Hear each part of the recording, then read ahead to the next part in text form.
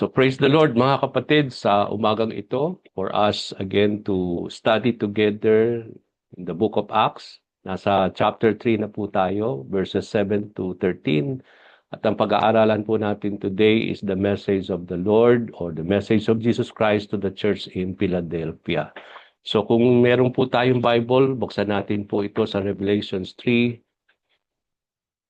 verses 7 to 13. And we all read together.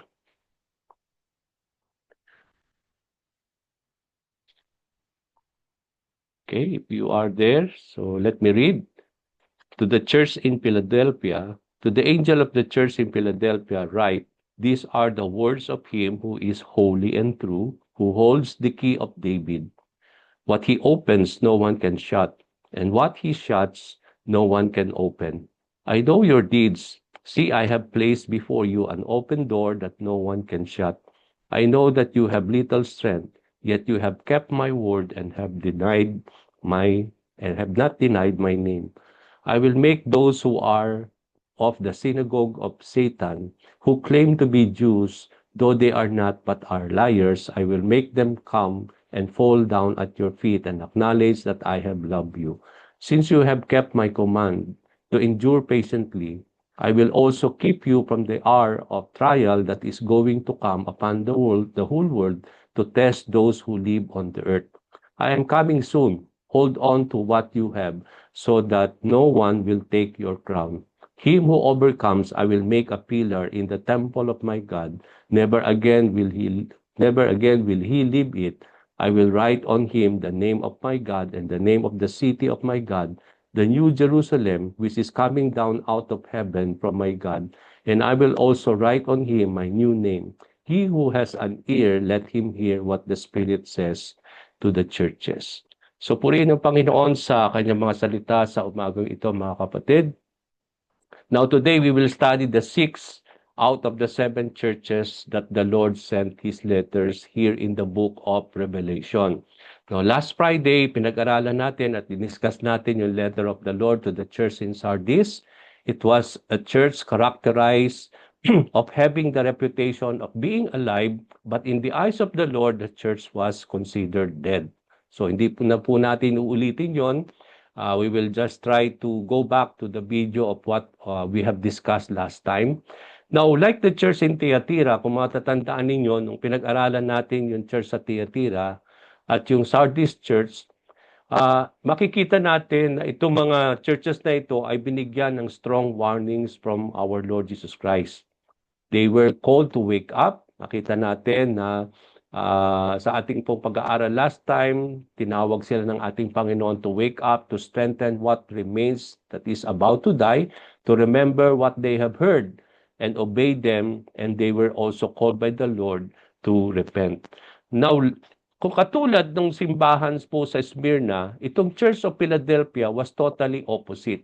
Makikita natin kung yung Thyatira at yung Sardis, makikita natin yung strong warnings of the Lord for these churches, pero ito pong church sa Philadelphia, kagaya po ng Smyrna, wala tayong makikitang warnings from the Lord. No? At makikita natin dito, Jesus has nothing to say about these churches. Kagaya ng Smyrna, purely mga commendation ang makikita natin at encouragement ang makikita natin dito sa pag-aaralan natin na sulat ng ating Panginoon para sa Philadelphia Church. Now, before we discuss in detalye ng simbahan ng mga panahon na yon, let us have an overview of what Philadelphia as a place where the church was situated. Hindi lang natin pinag-aaralan yung mga simbahan, but then pinag-aaralan natin kung saan nakalugar itong mga simbahan na ito. That every lesson that we have, we study the place. Now, ano ba yung makikita natin sa Philadelphia noong mga panahon na yon na sumusulat ang ating Panginoong Jesucristo sa simbahan? Now, makikita natin that the city of Philadelphia was 28 miles southwest of Sardis. Kaya kung makikita natin yung Sardis sa mapa ng mga panahon na yon, 28 miles southwest, nandun po itong city of Philadelphia. It was located in an area noted for its agricultural products, but afflicted with earthquakes which destroyed the city several times, most recently about 37 AD. So itong lugar na ito is more of agricultural uh, uh, products ang meron po sa lugar na ito, no? Although agriculturally nagpo-flourish po ang lugar na ito, but afflicted lagi itong lugar na ito with earthquakes. At maraming beses it was destroyed, and it was destroyed recently about 37 AD. So ito yung lugar na parang nililindo lagi, and the place is always being destroyed several times. Now the city was named for a king of Pergamum. Yung Philadelphia was named from a king of Pergamum, Attalus II, or he was also called Attalus Philadelphus, who had built the city. So ang nagbuild ng lugar na ito is a king from Pergamum, si Attalus II, or Attalus Philadelphus. At doon pa lang makikita natin, doon po ipinangalan itong lugar na ito sa king na ito. Kasi yung Philadelphus is similar to the Greek word Philadelphia, meaning brotherly love.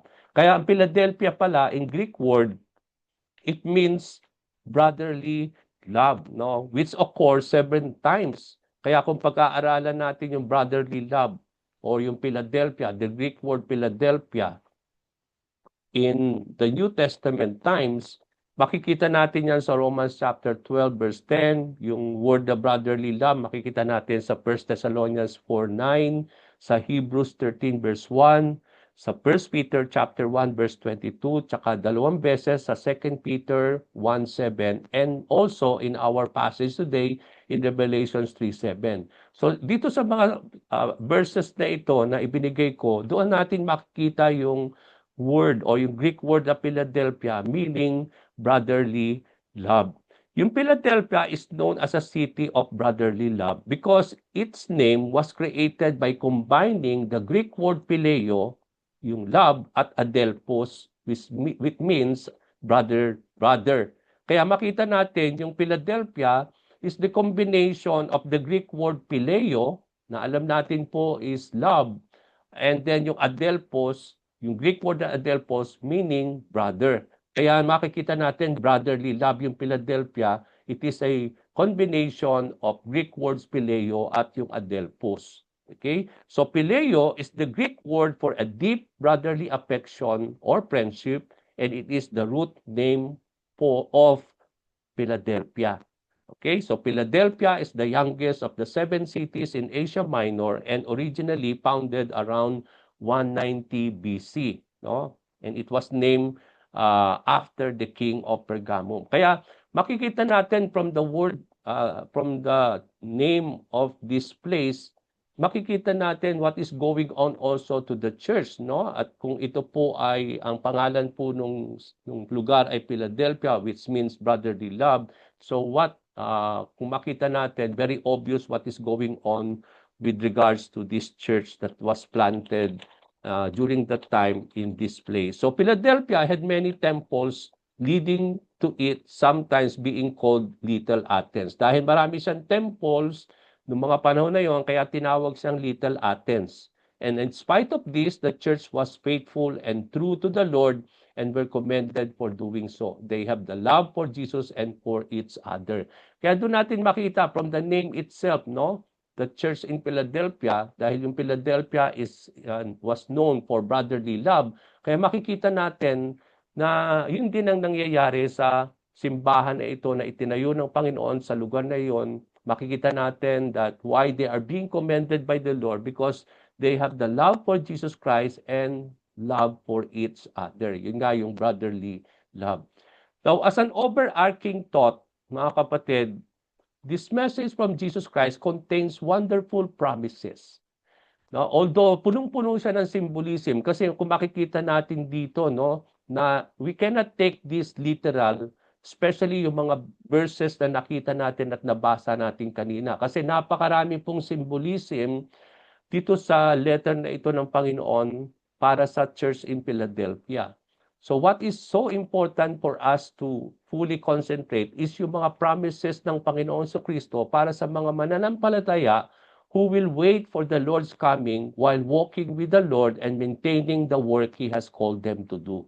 Kaya napakarami po mga symbolism na makikita natin sa letter na ito, no? Especially when it says there that uh, I will give you my name, no? 'Di ba napakaraming symbolism na makikita natin diyan, and I will give you also the name of the city of the New Jerusalem, no? I will give you also my new name, sabi ni Jesus Christ. So, what does this mean? Pag-aaralan natin lagi 'yon, no? Pag-aaralan natin mamaya 'yon regarding what does this means. Now, some questions that we need to ponder upon I discuss this letter of the Lord to the church in Philadelphia. Unang-una nating dapat na i-bear in mind as I share this letter to all of us, no, as we study it, unang dapat nating tanungin, what does it mean for Jesus to be holy and true? Okay? Pangalawang question that we need to understand, what is the key of David? Kasi sinabi doon, I hold the key of David. Now, what does this key of David means as the Lord says in this passage? Also, what is the open door and its meaning? Okay, kasi sabi niya, I have opened a door for you, sabi niya dun sa church. So what does this open door means? Another question that we need to reflect today, what is the hour of testing coming upon the whole world that the true church shall be kept from? Okay, so sabi ni Lord, I will keep you from the hour of testing coming upon the whole world. Now, what is this hour of testing that is being prepared here? Another question that we need to reflect today, what does it mean that we shall be pillars in the temple of God? Okay? So sabi ni Lord, yung lahat ng mga overcomers, they will become pillars in the temple of my God, sabi niya. So pag-aaralan natin, ano bang ibig sabihin ng pillars? That we will become pillars in the temple of the Lord. Now, before we go to the details of those questions that we need to answer today, uunahin natin, how does the Lord identify Himself in this letter? Di ba, alam natin from our previous mga pag-aaral, Jesus Christ will always identify Himself as the source of this letter. Na ina-identify niya, no? Iba-iba yung mga identification na ibinibigay ng Panginoon sa bawat letter na kanyang ipinadala through John, no? And how does the Lord identify Himself in this letter for the church in Philadelphia? Sabi po sa verse 7, to the angel of the church in Philadelphia, write, these are the words of Him who is holy and true, who holds the key of David. What He opens, no one can shut, and what He shuts, no one can open. Okay, so matalinghaga itong sinasabi ni Lord dito, no? At sometimes we cannot fully understand what He's trying to mean about Himself. Sabi niya dito that He referred Himself as the one who is holy and true, the one who holds the key of David, and what He opens, no one can shut, and what He shuts, no one can open it. Okay? So Jesus introduces Himself as the one who is holy and true. Alam natin mga kapatid, dito makita natin na kiniklaim ni Lord na siya ay holy and true.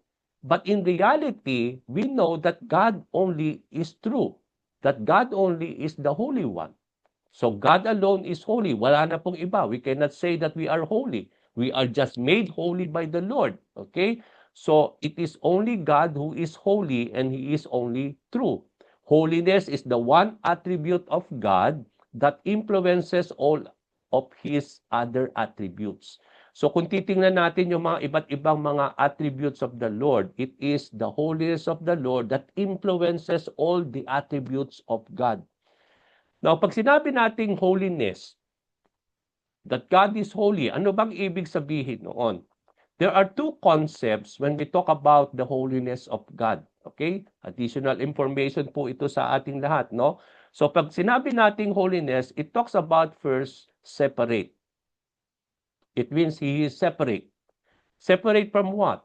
So God by His nature is separate from anything created which is common and earthly. Dahil alam natin, lahat ng mga ginawa ng Panginoon are common and most of them are earthly. Okay? So dito natin makita that God by His nature, when He said that He is holy, He is separated from those created that are common and earthly. So people and objects dedicated to God were considered holy. Kaya nga kapag common at mga earthly things, idinededicate yun kay Lord, and they were considered holy as they were made distinct from everything and set apart from God, for God. Kaya tayo, no, we are being set apart from the Lord. We are being made holy by God. We are not holy by ourselves. But when the time that we are dedicated to the Lord, we were considered holy as being distinct from everything, and we are set apart for God. So yun ang ibig sabihin nun. Pag sinabi ni Lord that I am holy, He is separating Himself from any common and any earthly things that He created. Pangalawang aspect, when the concept, when we talk about the holiness of God, it is not only He is separated, but also it talks about the moral purity of God. Pag sinabi natin God is holy, it talks about His moral purity. To say God is holy means that He is completely righteous, that He is separated from anything imperfect or impure. Kaya nga, nandun yung moral purity of God, no? That He is completely, when we say that He is holy, we are declaring and we are saying that He is completely righteous, and because He is completely righteous, He is separated from anything that is not pure or imperfect. Okay? Because God is holy, He will not tolerate evil and sin. Kaya nga, He will not tolerate anything about sin, and He will not tolerate evil because of His moral purity. So, doon natin makikita yon, no? When we say that the holiness of God, it talks about that He is separated, and it talks about His moral purity. Now, if God is holy, no? In-establish natin that even the Bible says that it is God only is holy. So, if God alone is holy, yet here comes Jesus Christ claiming Himself that He is also holy. So what does this means? That He is making Himself holy, and He is making Himself as the one who is that He is claiming that He is God Himself. No? So do natin makita, if God is holy and He is, it talks about that He is separated from any common and any earthly, and that talks about His moral purity. Now, if God is the one that He claimed that He is holy, yet here comes Jesus Christ, no, in this letter, that He is saying to Himself, that He is claiming as He is the one who is holy, making Himself as God. No? Doon natin makikita that He is identifying Himself as God who is holy. Okay? So Jesus introduced Himself as one who is true. Okay? So hindi lang sabi niya that He identified Himself as one who is holy, okay, claiming that He is God, separated from any common and earthly things, and also talks about His moral purity, completely righteous, no? But also He's identify Himself as the one who is true. Now, the Greek word used for true here is aletinos. Pag sinabi nating aletinos, it means real or genuine. Okay? So Jesus is true in all of who He is, and is the real God and real man. So dito natin palasabi na pag sinabi natin that Jesus is aletinos, it means He is saying that He is real and genuine, that He is true in all of His claim, that He is true in all of His words, that He is true in all of who He is, both as God and both as human being. We know that Jesus Christ is 100% God and that He is 100% man. So in everything that concerns about the Lord, it is real and genuine. Kaya nga He is claiming that He is true. No, makita natin, it means it is real and genuine. Okay? Now, another thing that makikita natin, so we talk about He introduced Himself as one who is holy, separated, and talks about His moral purity as completely righteous, and also He claimed Himself as being real and genuine, that He is true in all of who He is. Then another thing that he talks about himself, that I am the one who holds the key of David. So, ano ba itong key of David? Ano ba ito? Ito ba ay literal na key, na susi talaga? Or it is a symbolism that talks about that he has the power and the authority to open and to shut. Okay? So dito natin makikita that Jesus introduced himself as one who holds the key of David. It is a key that can shut and lock an open door and open and unlock any closed door. So itong key na hawak ni Lord na kine-claim niya ay pwede siyang magbukas ng mga nakasarado at yung mga bukas ay pwede niyang isarado. Okay? He can open door and he can shut an open door. No? He can open a closed door, but also he can also shut an open door. So the background behind the key of David ay makikita natin sa Isaiah chapter 22 verse 22. Diyan binanggit yung key of David. Okay? Itinatay ni Jesus Christ yung kanya sinasabi during the time of the king of Hezekiah, who is one of the sons of David, okay? Who came from the root of David. So makita natin sa Isaiah 22 verse 22, I will place on his shoulder the key of the house of David. What he opens, no one can shut, and what he shuts, no one can open. Okay, so dito, makikita natin, kino-quote ni Jesus Christ when he said that I am the one who holds the key of David, and I am the one who can open and who can shut, no? Doon natin makikita na kino-quote niya rin yung sinabi po sa Isaiah 22 verse 22 regarding the one who has been given the key of the house of David. Okay? Now, sino yung binigyan nitong key na ito ni David during the reign of King Hezekiah? Now, during the reign of King Hezekiah, for our information, mga kapatid, to give us clarity of what the Lord Jesus Christ was trying to say here, sabi dito, si Shebna, who was the palace administrator at nung treasurer during the reign, no? Siya yung palace administrator, si Shebna, at siya yung treasurer ni King Hezekiah, no? But then itong administrator na ito at treasurer ni King Hezekiah was so corrupt that he would always use the kings of treasury, yung mga treasury ni king, for his own benefit. So the Lord will judge him. At dito, makikita natin that the Lord will judge this administrator and the treasurer of King Hezekiah. But then he will set up another man, no? He will judge this guy, Shebna, and he will raise up and set up Eliakim, okay? A godly man who would be the one, the next, who will be the administrator, and who will be handle the treasury of the king, and he would receive the key of the house of David. Okay, so ang nire-refer dito na bibigyan ng key of David ay si Eliakim, no? Napapalit kay Shebna na very corrupt. Okay, God will raise Eliakim and he will give him the house of David. That whatever he opens, no one can shut, sabi din ni Lord, and what he shuts, no one can open. Okay? So doon natin makikita that this key symbolize what? It is not a physical key. Okay? It talks about not a physical key na binigyan ni Lord si Eliakim ng talagang susi. But it talks about his position.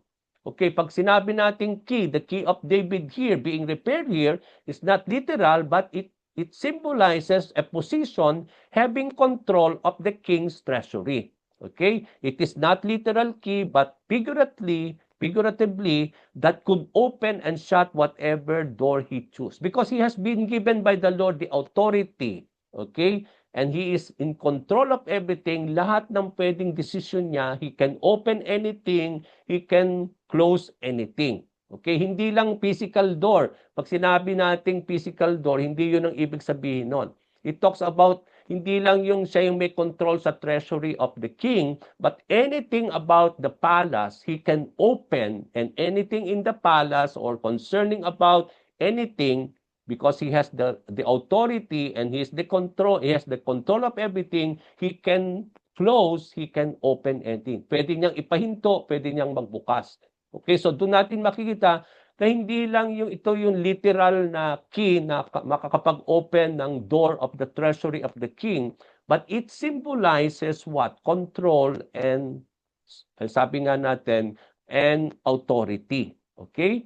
It talks about, figuratively, it talks about control and, sabi natin doon, authority. So Jesus, when He's saying now that I hold the key of David, that I can open and shut, He is claiming that He has the power and the sovereign authority.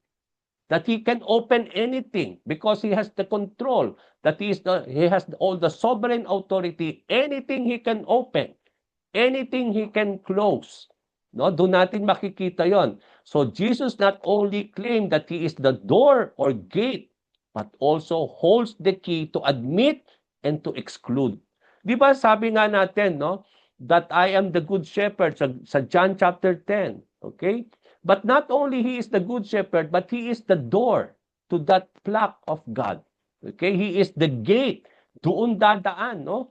I am the gate, sabi ng Panginoon. So not only Jesus Christ is claiming the opening, no, or the gate and the door going to the flock of God or to the kingdom of God, but also when it comes to the kingdom of God, he holds the key of anyone that He will admit, no? And He is also the key to exclude.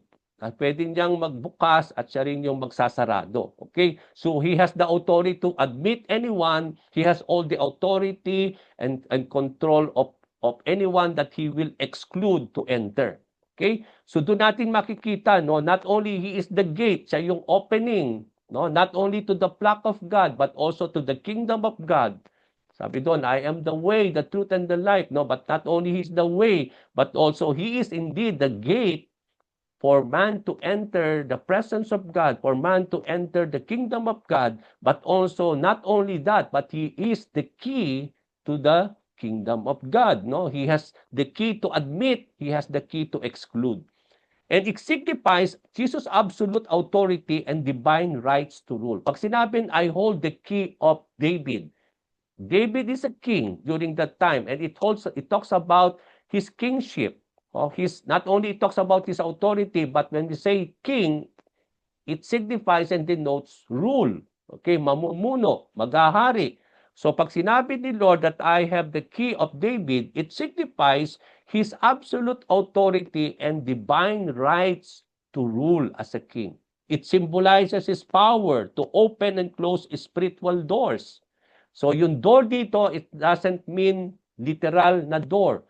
But pag sinabi natin, when Jesus Christ talks about that I have the key, it talks about the spiritual doors, particularly the door to the kingdom of heaven, and His decision cannot be overwritten.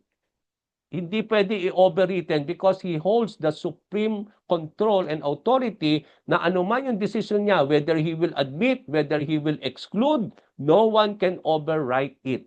Okay? Because He is in complete authority and He has the absolute authority and divine rights to rule, to decide whether He will open, whether He will close. Okay? So the key represents Jesus' complete control over His spiritual access and when it comes to salvation, isn't it? He has the power to open the way to the kingdom of God for believers and to close it for those who reject Him.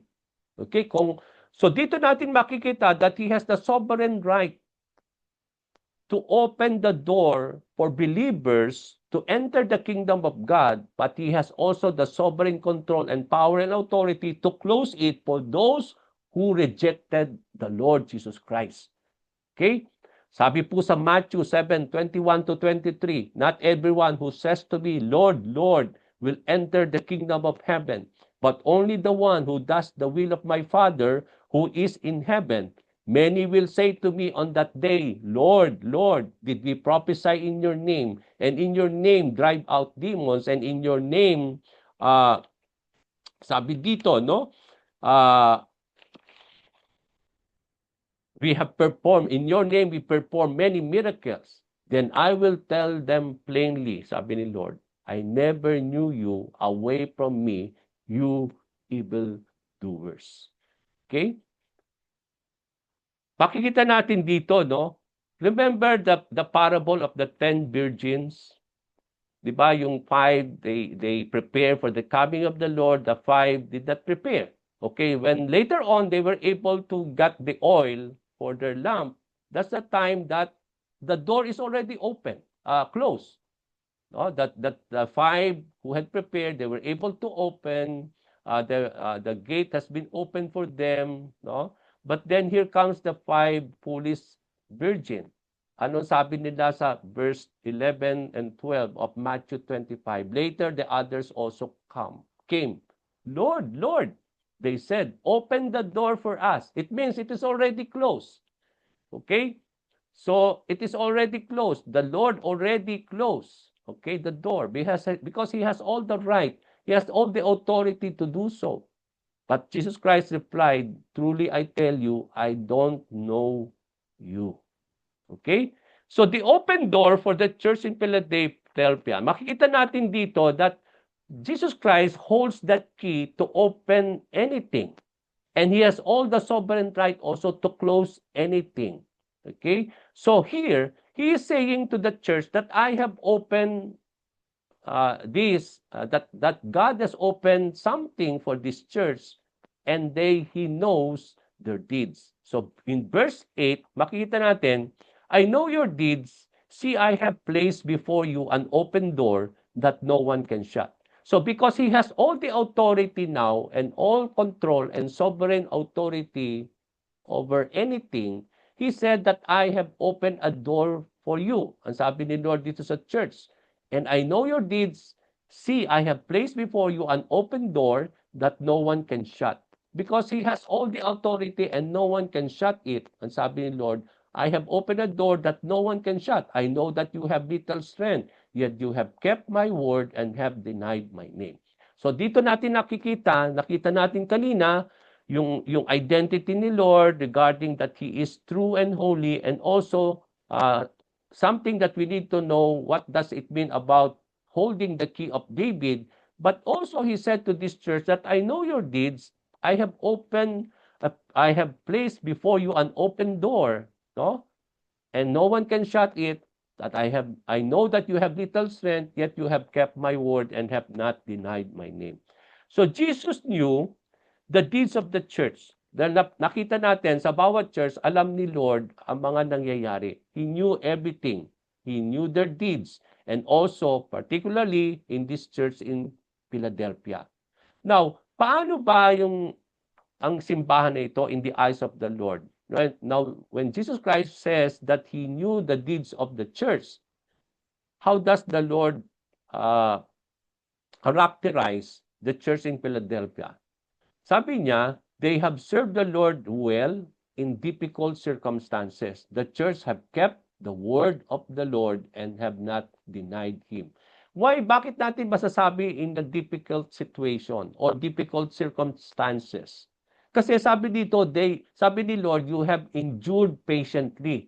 Yung word endure, tsaka yung patience, always tie up to sufferings, isn't it? Makikita natin lagi yung word endurance, yung word ng endure or being patient in terms of trials and sufferings in the Bible. Okay? So dito natin makita, although hindi binanggit dito na there are difficult situations that this church was undergoing, but in reality, we know that they are facing difficult situations at the church, but in spite of it, they continue to endure patiently by what? By keeping the word of the Lord, and they have not denied the name of the Lord Jesus Christ. So ito yung commendation ni Lord sa church na ito, that they kept the word of the Lord and have not denied His name even in difficult circumstances.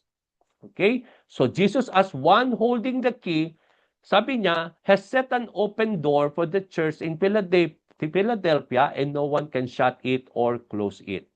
Now, open door, ano bang ibig sabihin ng when the Lord will open door? Symbolically, figuratively, it talks about He will open opportunity. Okay? It is an open opportunity or something that God will open that is an opportunity, no? So open door symbolizes opportunity. Di ba? Many times we pray to the Lord, Lord, may you open doors for me. It means you are saying to God, Lord, may you open an opportunity for me for something, okay? Maybe job or anything that you are asking of the Lord, that because it is the Lord who can open opportunity. It is the Lord who can open things for you to be granted of what you are asking of the Lord. Kaya dito sinasabi ni Lord that I have opened a door for this church, meaning He has opened many opportunities for this church. It includes what? It includes evangelistic opportunity or opening for them to share Jesus Christ, to proclaim the Lord, and also the gospel of our Lord Jesus Christ.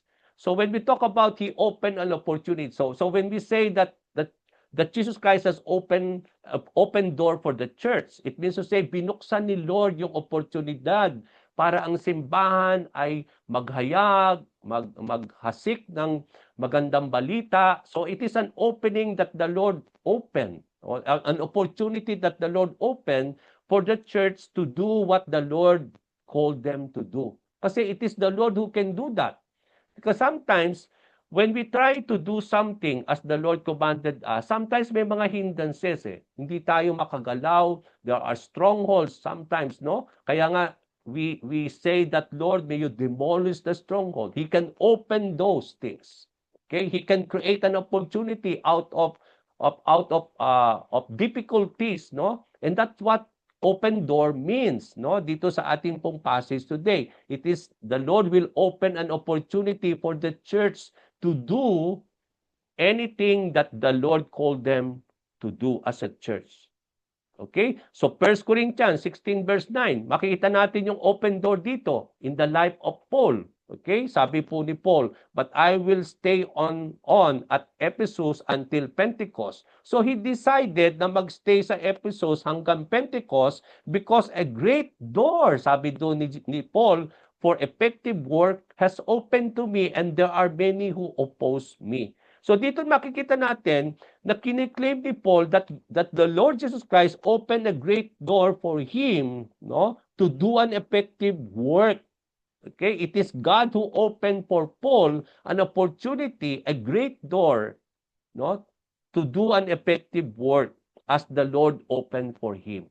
Okay, so yung open door means God will open something that pertains to the ministry, that pertains to the gospel, that pertains to the Lord, no? For him to be shared, for him to be proclaimed.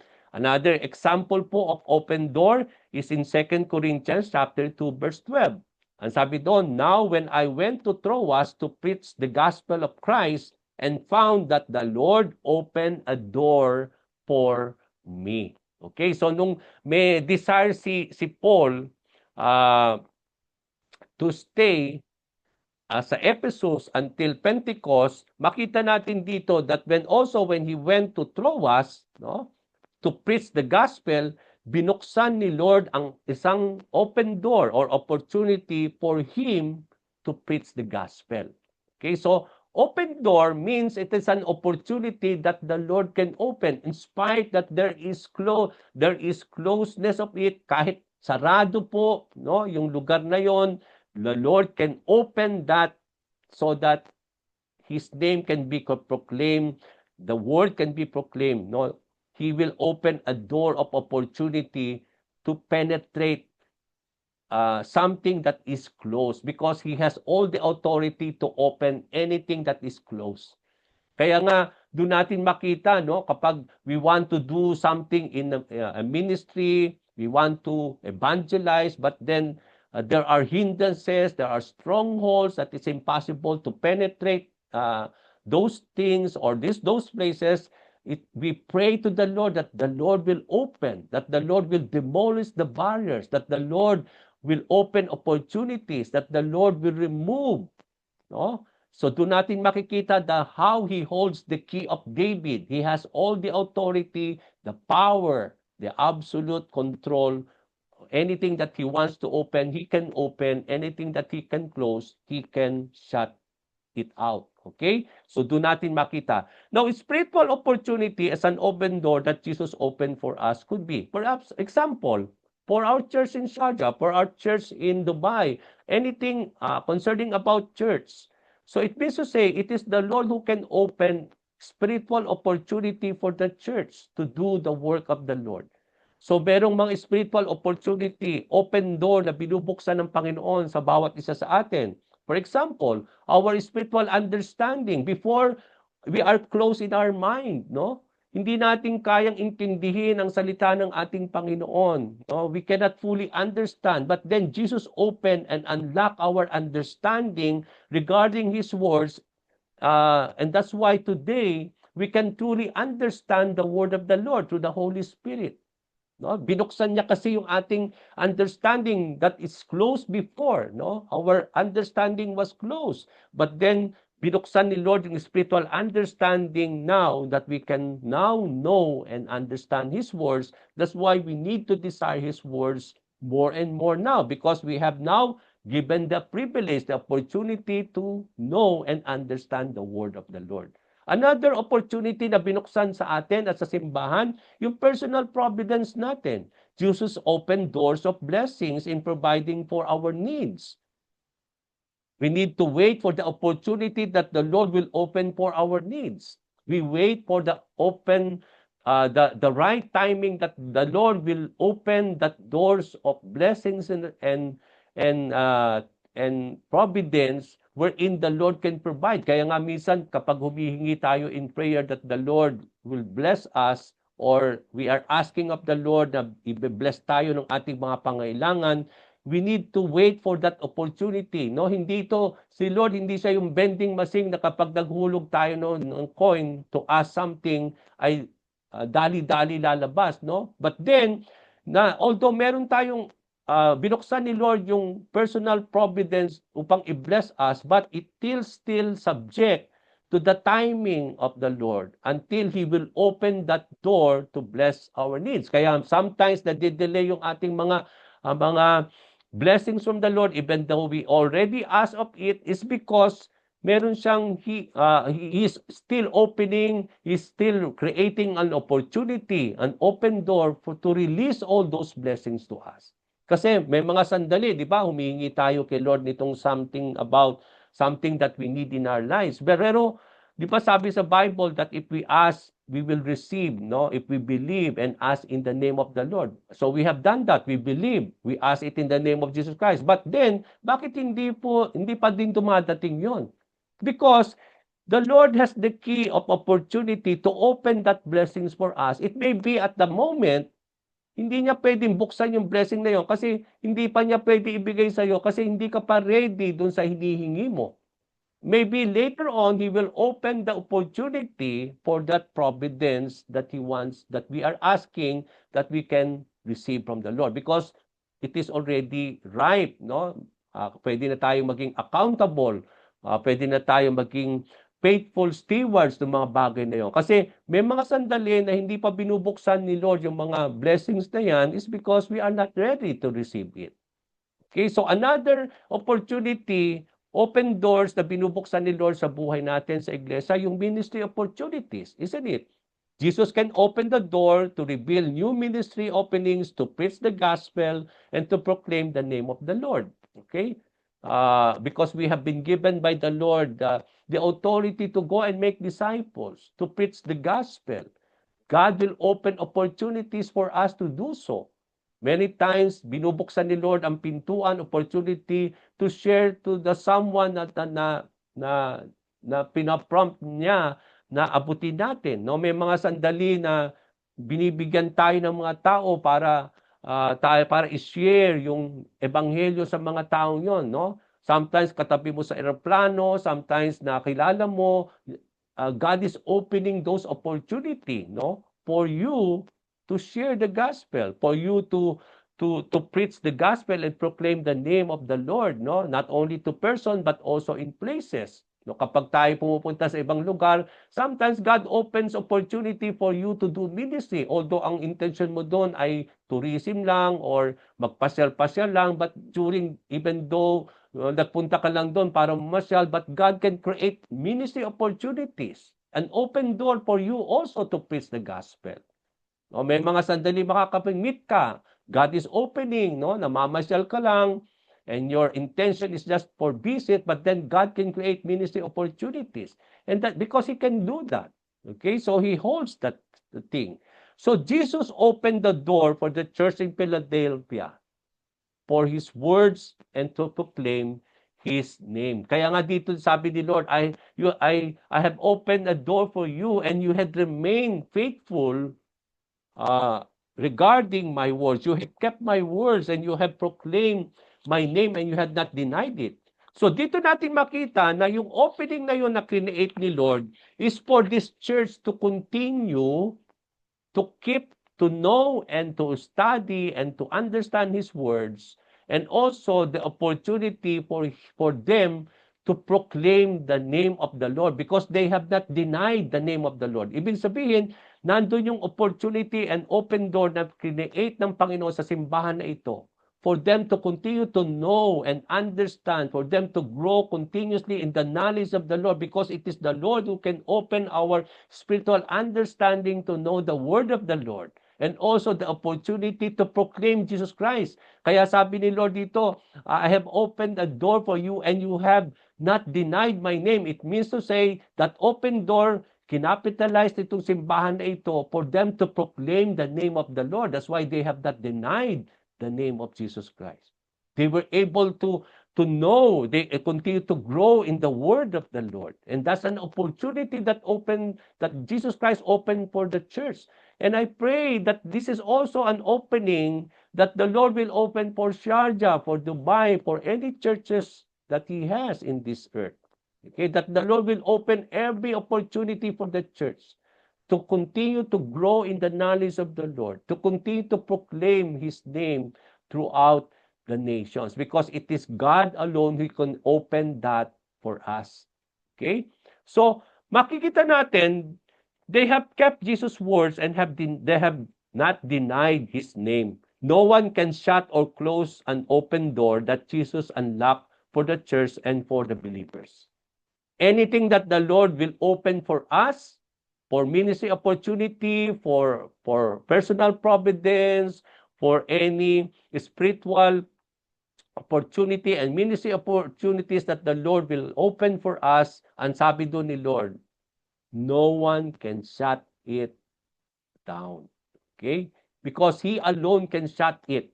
Okay? So doon natin makikita that He can open it and no one can unlock anything that has been opened for the church and for the believers, as what the Lord says. So this includes the door to the kingdom of God. No one can enter the kingdom of God apart from the Lord.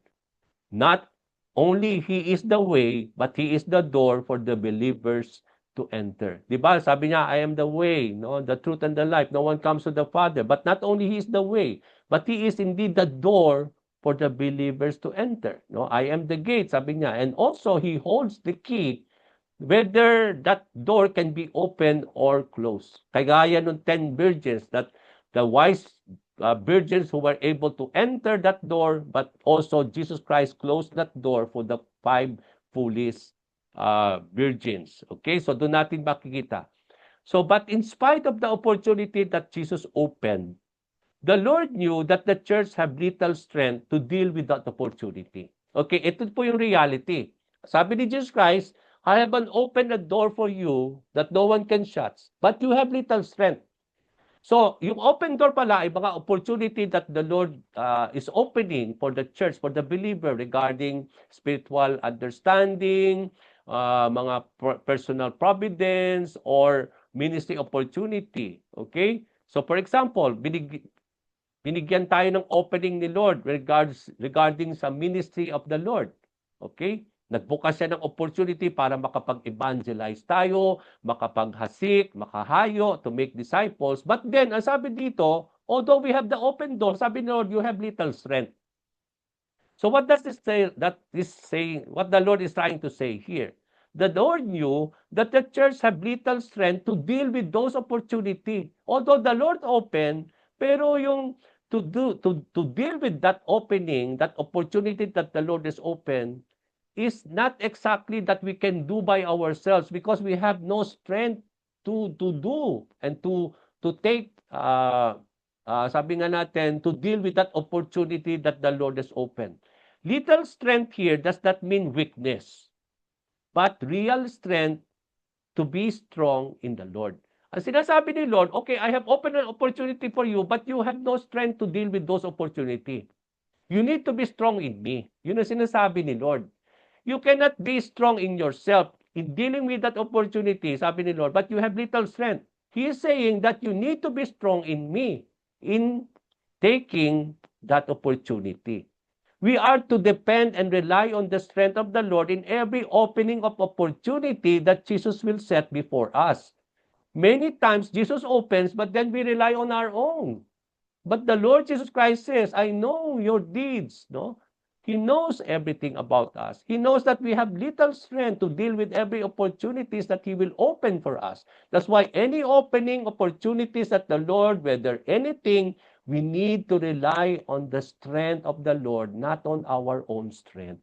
Especially ministry opportunity that the Lord will open for us, mga kapatid. So we are to depend and rely on the strength of the Lord in every opening of opportunity Jesus will set before us.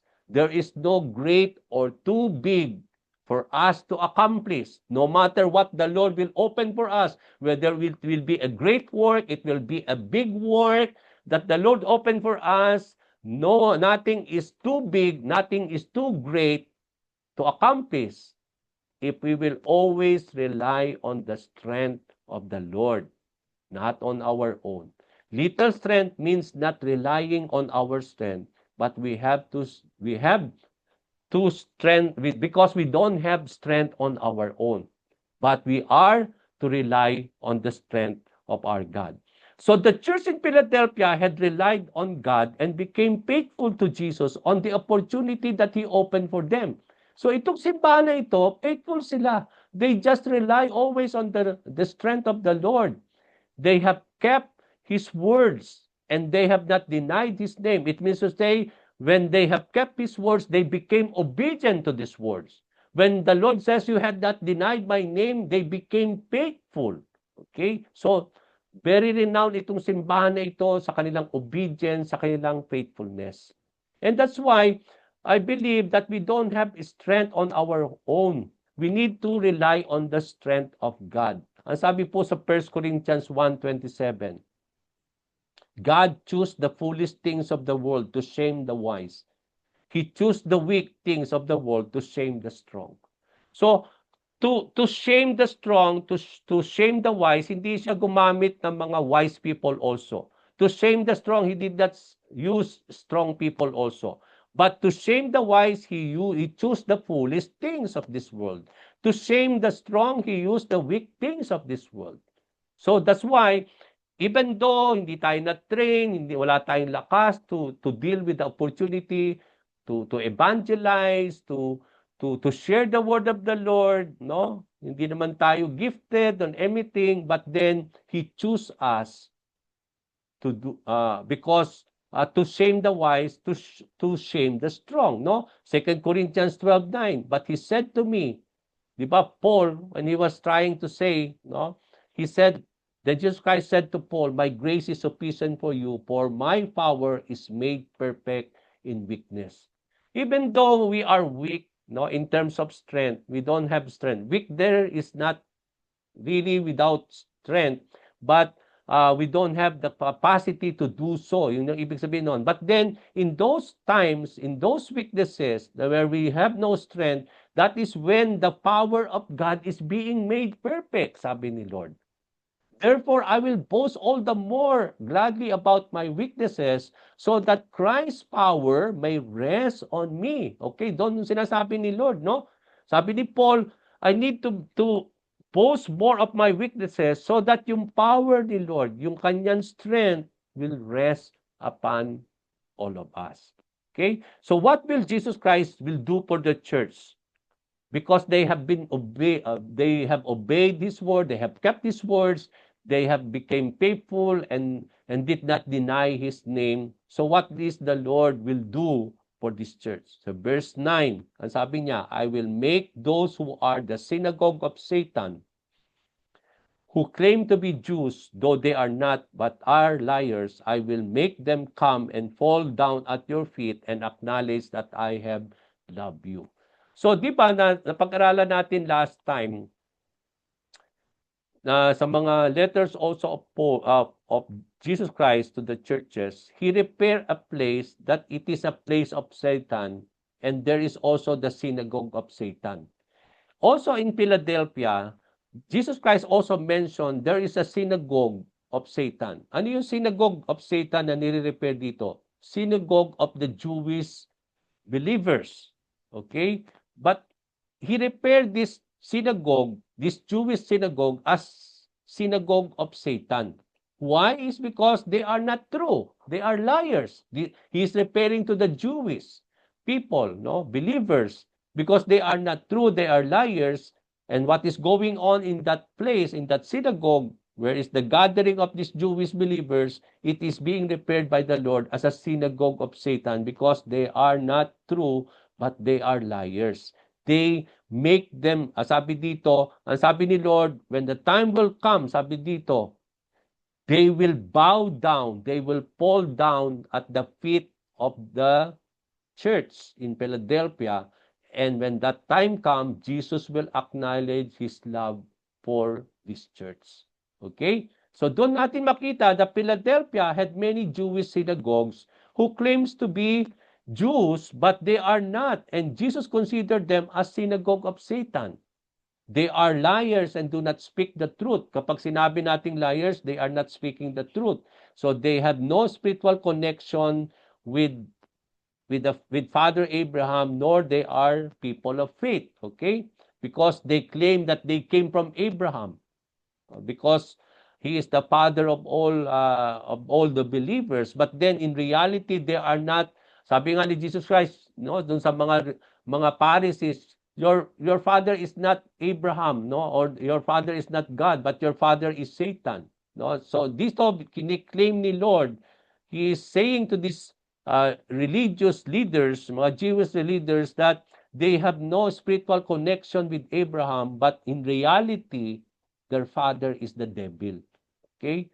They are not the people of faith. They are persecuting this Jewish synagogues are persecuting the church, no, being repaired here in Philadelphia. Yet, in spite that the Jewish synagogue or the Jewish people are persecuting or doing things regarding the church in Philadelphia, but then ang sabi ni Lord, you have remained and keeping my commandment, and you have become endure patiently, not denying my name. Okay? So doon natin makita.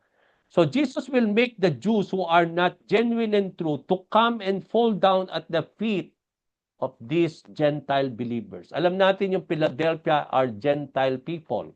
Okay? They are not Jewish people who came to know Jesus Christ. They are Gentile who came to know Jesus Christ. And these Jewish people will bow down. They will fall down to these Gentile believers. And then when that come, the Lord will acknowledge His love for these Gentile believers. Isn't it at that particular time, di ba, ang sabi doon, no, that you will be my witnesses in Jerusalem, in Judea, and in Samaria. Di ba, the gospel has been proclaimed by the Lord through the apostles, especially Peter, to the Jewish believer, no, to the Jews muna sa Jerusalem. But then we know that the Jewish people rejected the Lord. That's why God created the opening for the Gentile people to know the gospel, to know Jesus Christ. That's why makita natin dito, the Jewish people rejected the Lord, but here comes the Gentile believers who had proclaimed their faith in the Lord. And then at that time, at the coming of the Lord, sabi dito, doong mga Gentile believers who had come and signified their faith in the Lord, they will be acknowledged by God and His He will acknowledge His love for them more than these Jewish people who are really called people of the Lord, no? 'Di ba? Alam natin yung Israel is the nation has been called by the Lord, but we know that many of these Jewish people has really rejected Jesus Christ. But at the coming of the Lord, sabi dito, those who are Gentile who had really put their faith in the Lord, no, mga Gentile believers, they will, at the coming of Jesus Christ, those Jews will come down and bow down to these Jewish believers. And then when that time comes, they will be acknowledged by the Lord and His love for them. So the Lord promised to vindicate the church in Philadelphia before their persecutors. Okay? This self-righteous will come and bow down at the feet of the Gentile believers. This does not mean that they will worship these believers, no? So when Jesus Christ says that they will bow down at your feet, hindi ibig sabihin ito mga Jewish people na ito, they will worship the Gentile believers. No, because God is only to be worshipped. But when Jesus Christ says that they will bow down at your feet, it means to say they will worship and bow down to God in the presence of these Gentile believers. Yun ang ibig sabihin nun. That time will come at the coming of the Lord, those Jewish believers who had rejected Jesus Christ, they will see and they will bow down to God in the presence of these Gentile believers. So 1 Corinthians 14:24 to 25, ang sabi doon, but if an unbeliever or someone who does not understand comes in while everybody is prophesying, he will be convinced by all that he is a sinner and will be judged by all, and the secrets of his heart will be laid bare. So he will fall down and worship God, exclaiming, God is really among you. So dito, na in the gathering of the believers, sabi ni Paul, when there is an unbeliever who will come, no? Ang sabi dito, who does not understand, and when they will see what is happening, no, in the church, no, they will be convinced that they are sinners and they will be judged by all. And when that happens, the secrets of his heart will bare, and when that time comes, they will fall down and worship the Lord, and then he will acknowledge that God is indeed really among you, referring to those group of believers. Okay, so doon natin makita na mangyayari po yan at the coming of the Lord. Okay, so Jesus will keep the church from the hour of trial. So not only the Lord will allow these people to fall down in the and worship God in the presence of these believers, but also sabi ni Lord, I will keep you, or I will keep this church from the hour of trial.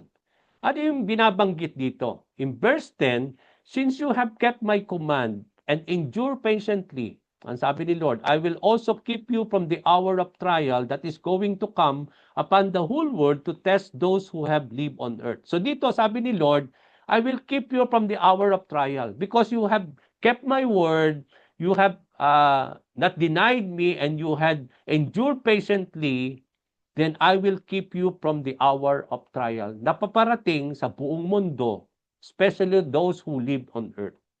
Now, the church in Philadelphia, they kept Jesus' commands. They used the word of the Lord to endure patiently. We need to keep the words of Jesus Christ to have patience and to have endurance and patience during testing and persecution. So dito natin makita, no, na sabi ni Lord, you have kept my command to endure patiently. So anong sinasabi ni Lord sa atin dito? If we will repair this thing to us. Ang sinasabi ni Lord, itong simbahan nito, ginamit niya ang salita ng Panginoon to endure patiently. So, may kinalaman pala ang salita ng Panginoon for us to have endurance, for us to have patience. So, if we keep the word of the Lord, ano mangyayari? We will have endurance, we will have patience during testing, trials, and persecution. Na nangyari po sa simbahan na ito? They were able to endure patiently because they kept the word of the Lord. Ganun din in our times, no? When we are undergoing sufferings and trials and testing of our lives, to endure and to have patience, mga kapatid, we need to keep the word of the Lord. Now, because the church kept the words of Jesus, the Lord in return will keep them from the hour of trial that is coming upon the whole world. Now, ang tanong, what is the hour of trial being referred here in this passage na sinabi ni Lord na ikikip niya itong simbahan from that hour of trial? Now, the hour of trial that is coming to the world, ang nirefer doon is the Great Tribulation na paparating at the coming of the Lord. The hour of trial that will come upon the whole world, and it will be a testing for the whole people who live on the earth, is the Great Tribulation na mangyayari. The 7 years tribulation na paparating at the coming of the Lord. Okay? Ang sabi ni Lord, I will keep you from that hour of trial. He will keep this church from the great tribulation. Yun ang sinasabi ni Lord dito sa Philadelphia. So, the hour of trial or the tribulation will come to the whole world to test those who live on the earth. So, hindi ito para to test the believers, but to test the unbelievers, mga kapatid. This is being referred to the unbelievers and not Christians.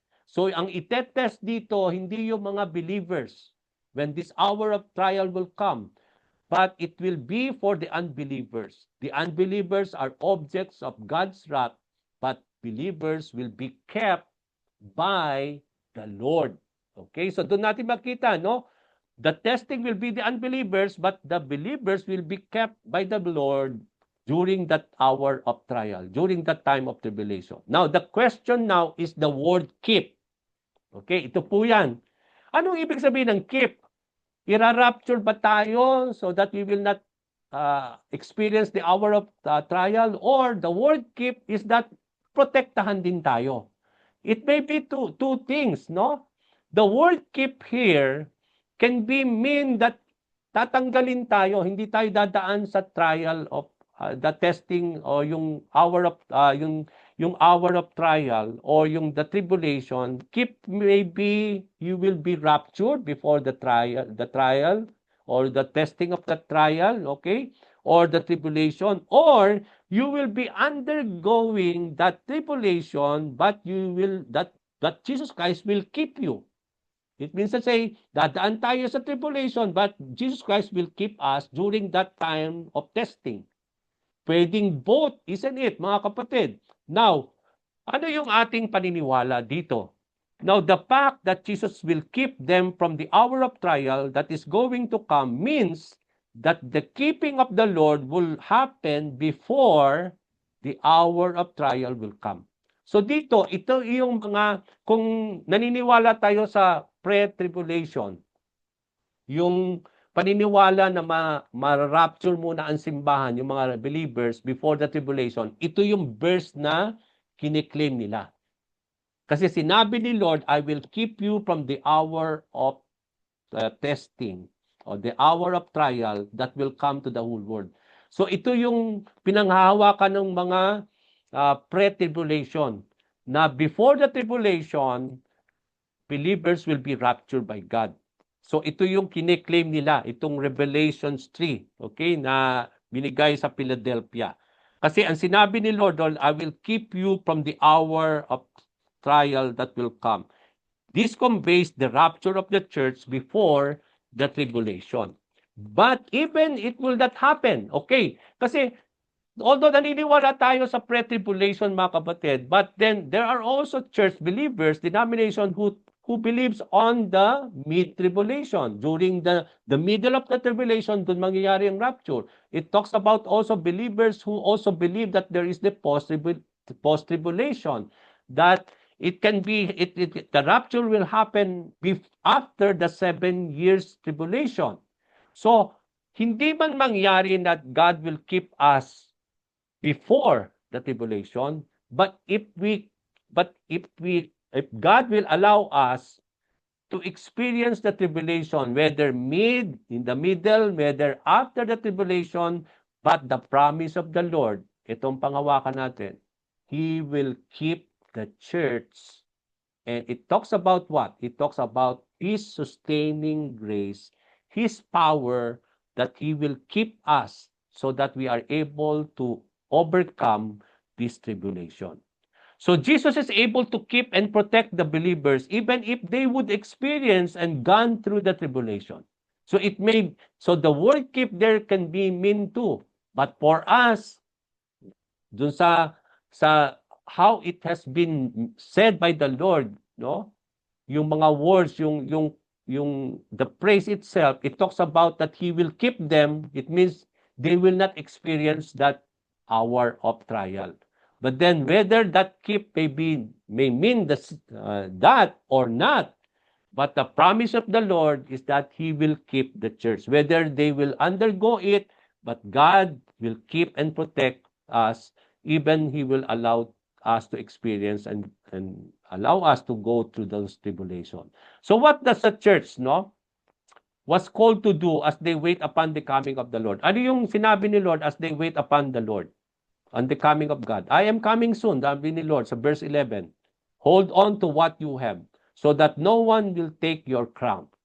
So Jesus is coming quickly. Sabi doon, I am coming soon. Yung word soon there is quickly in other translation. So because Jesus is coming soon and quickly, and it is happening suddenly, and sabi ni Lord, we are to, sabi doon, hold on to what you have so that no one will take your crown.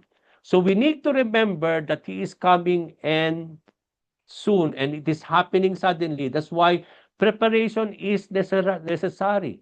And how do we prepare for the coming of the Lord that He is coming soon? Ang sabi niya, hold on to what you have. It means to say in our lives, as we prepare, no, and because He's coming soon, ang sabi ni Lord, you need to hold on to what you have. Anything that we have received from the Lord, His words, anything that comes that we have at the moment, we have to hold on to these things, mga kapatid. The church needs to hold fast to what Jesus had opened for them. Ano yung i-hold nitong simbahan ito? They have to hold to what Jesus had opened for them. No, panatiliin daw, no? I-hold on yung mga pinuksan ng Panginoon sa simbahang ito. Yun ang sinasabi ni Lord. And the church needs to hold fast to what Jesus had opened for them until He comes. Ano sinasabi noon? So, ibig sabihin, sa ating buhay, kung i-repair natin ito kay Lord, we need to hold on to what the Lord has opened for our lives, for the church. Ano yon? Yung mas spiritual, evangelistic opportunity. Until we wait upon the Lord, maging busy tayo for our evangelistic opportunity that the Lord opened for us. As we wait for the Lord, we need to hold on, continue to preach the gospel, continue to evangelize. Yun ang sinasabi ni Lord. Rely on the strength of the Lord. No? As we do this opening of the Lord, sabi doon, you have no little strength. So as we wait upon the coming of the Lord, continue to rely on His strength, sabi niya. Continue to hold fast to what? To be faithful in keeping His word. Sabi dito sa simbahan ito, you have kept my word. It means it is an opening for them to keep the word of the Lord, because by ourselves we cannot keep and obey the word and understand His words. But it is an opening that the Lord opened for us. That's why we need to be faithful in keeping, knowing, understanding, living, no? Applying it until the coming of the Lord. That is holding fast. Holding fast to what? Not to deny the name of the Lord.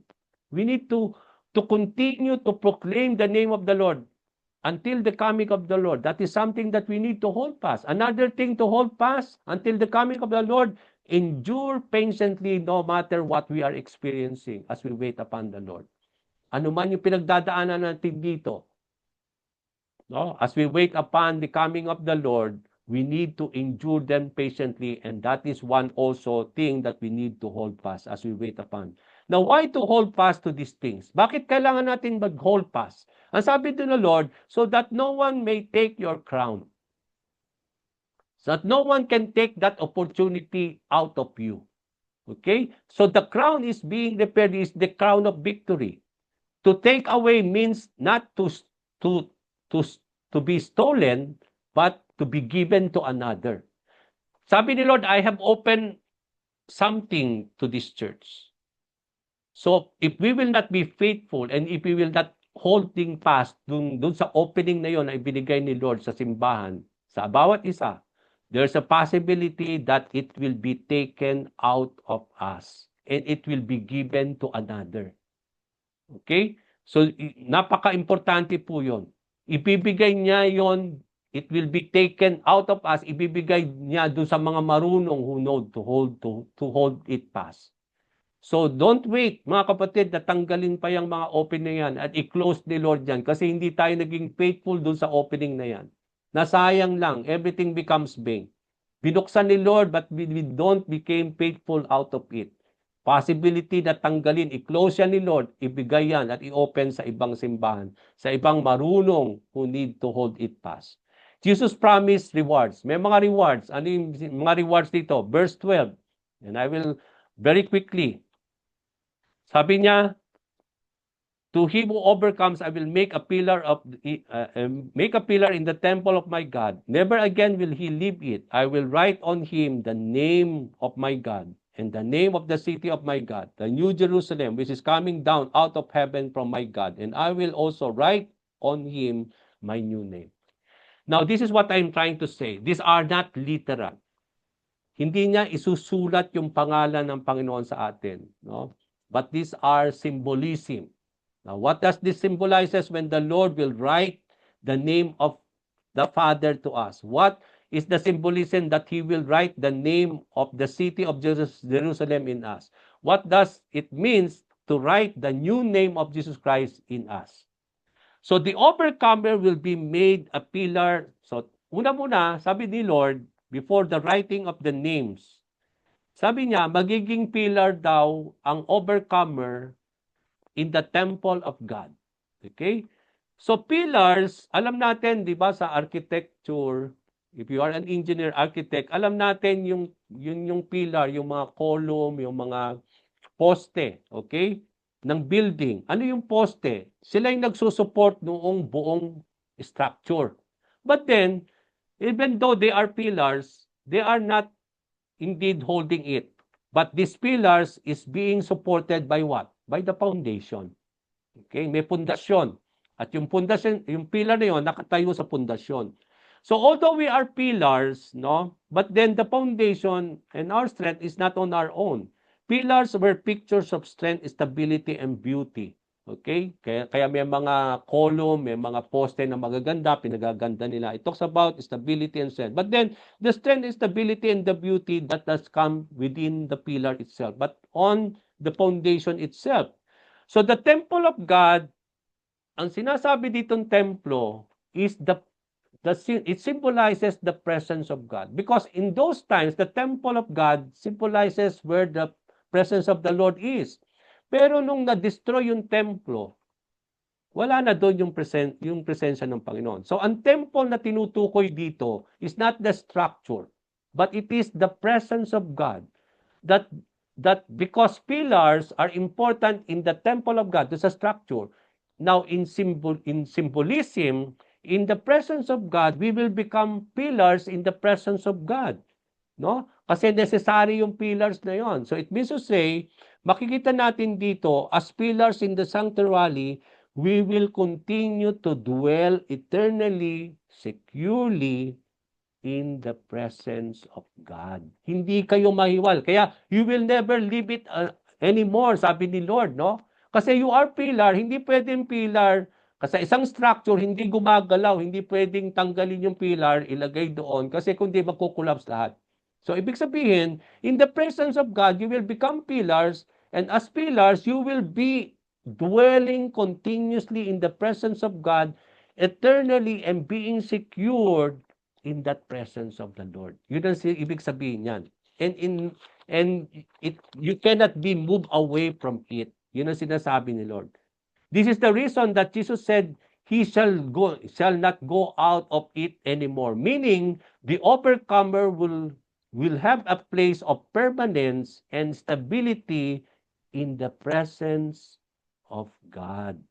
No? As pillars in the temple of God, we will always be part of God and dwell in His presence securely and eternally.